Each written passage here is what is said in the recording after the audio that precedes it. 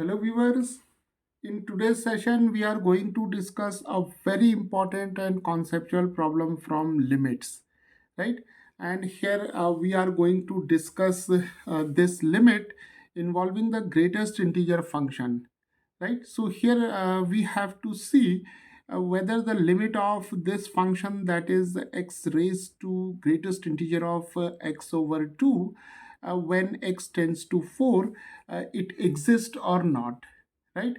So for the existence of limit of a function at a particular point, what we do, we find out the right hand limit and the left hand limit of the function at the given point, and then we see whether the right hand limit exists and it is finite, or the left hand limit it exists and finite, and the right hand limit must be equal to the left hand limit for the existence of the limit of a function at a given point, right? So let us start. So let us first find out the left hand limit of this function when x approaches to 4, right? So here we have x is equal to 4, and when we approach from the left of x is equal to 4, then we have a point in the left neighborhood of x is equal to 4, such that this point uh, may be taken as 4 minus h, right? And when we approach x is equal to 4 from the right of x is equal to 4, then we have another point in the right neighborhood of x is equal to 4, such that this point is 4 plus h, right? And where this quantity h is infinitesimally very small, but h is a positive quantity lying between 0 and 1, right? So the left hand limit of this function may be written as limit x tends to 4. We put a negative sign over 4, and here we have f of x, right? Okay, so now when we approach x is equal to 4 from the left of x is equal to 4, we have x is equal to 4 minus h. And when x tends to 4, then obviously h tends to 0. So now writing the left hand limit in terms of h, we have limit, then we have h tends to 0. Now for x tends to 4, we have h tends to 0, and here we have x is equal to 4 minus h, right? Okay, so now we have limit h tends to 0, and f of 4 minus h may be written by replacing x by 4 minus h, right? So we have 4 minus h raised to the greatest integer of 4 minus h over 2, right? Okay, so now we have to concentrate on this term, that is greatest integer of 4 minus h over 2, and we'll solve this expression by using an important property of greatest integer function.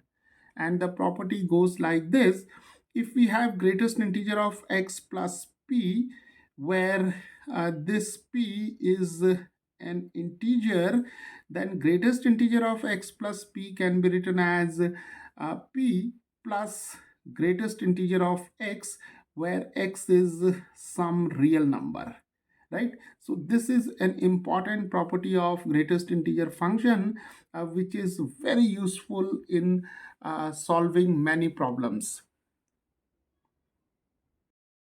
So now we can write greatest integer of 4 minus h over 2 as 4 over 2, uh, distributing this 2 over 4 and h. Here we have minus h over 2, and now we have 2 plus, and now we can write bracket minus h over 2, and here we have the greatest integer function, right? So now this term is of this form, because we can write it like this also: minus h over 2 plus 2, right?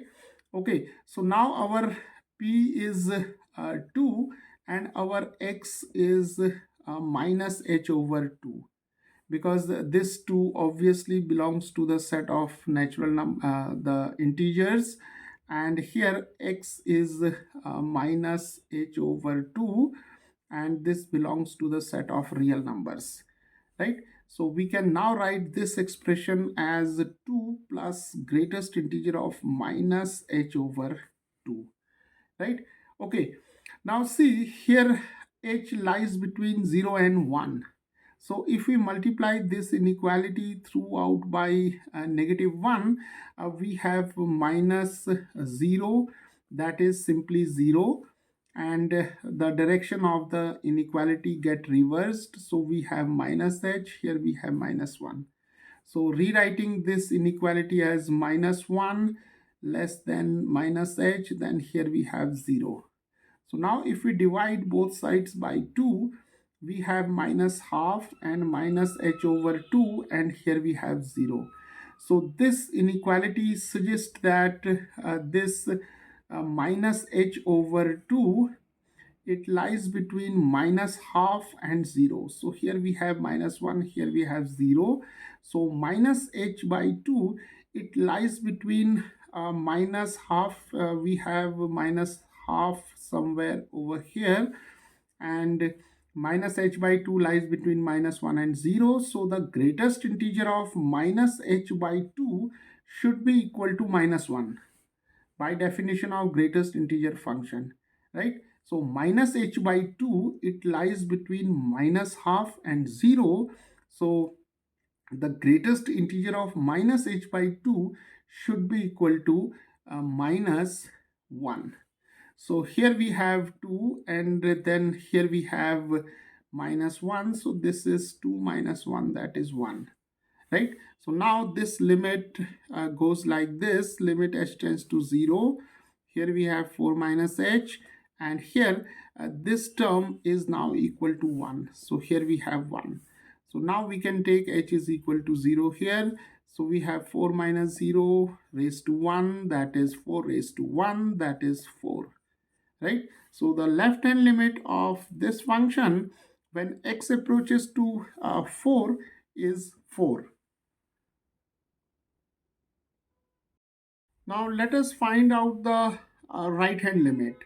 So the notation for right hand limit is the limit, and here we have x tends to 4, here we write a positive sign, and here we have f of x. So now when we find out the right hand limit, we are approaching from the right of x is equal to 4. So here we have the point 4 plus h. So we'll write x is equal to 4 plus h. And when x tends to 4, then h tends to 0, right? So now the right hand limit can be written as limit h tends to 0, and we have f of 4 plus h. So this is now a limit h tends to 0, f of 4 plus h can be obtained by replacing x by 4 plus h. So we have 4 plus h raised to greatest integer of 4 plus h over 2, right? So now we have to concentrate on this term, that is greatest integer of 4 plus h over 2. So as we have done in this case, we'll follow the same steps here. So we have greatest integer of 4 by 2 plus h by 2. Then we have 2 plus h over 2. And now the value of p is 2, and x is h over 2. So we can now write 2 plus greatest integer of h over 2. Now see, the value of greatest integer of h over 2 is equal to 0, because h lies between 0 and 1. So h over 2 it should lie between 0 and half. So the greatest integer of h by 2 is 0. So here we have this term equal to 0. So now we can write 2 plus 0, that is equal to 2, right? So now this limit can be written as limit h tends to 0, and here we have 4 plus h and raised to greatest integer of 4 plus h over 2, which is equal to 2. So here we have simply 2. So now we can take here h equal to 0. So we have 4 plus 0 raised to 2. So this is 4 square, that is 16, right? So the right hand limit is equal to 16, and the left hand limit is equal to 4. Now see, here the right hand limit and left hand limit both exist and both are finite, but they are not equal to each other. So the right hand limit is not equal to left hand limit. So we can safely claim that this limit, that is limit x tends to 4, f of x, where f of x is x raised to greatest integer of x over 2, this limit does not exist, because the right hand limit is not equal to left hand limit. So this is how we can solve these type of problems.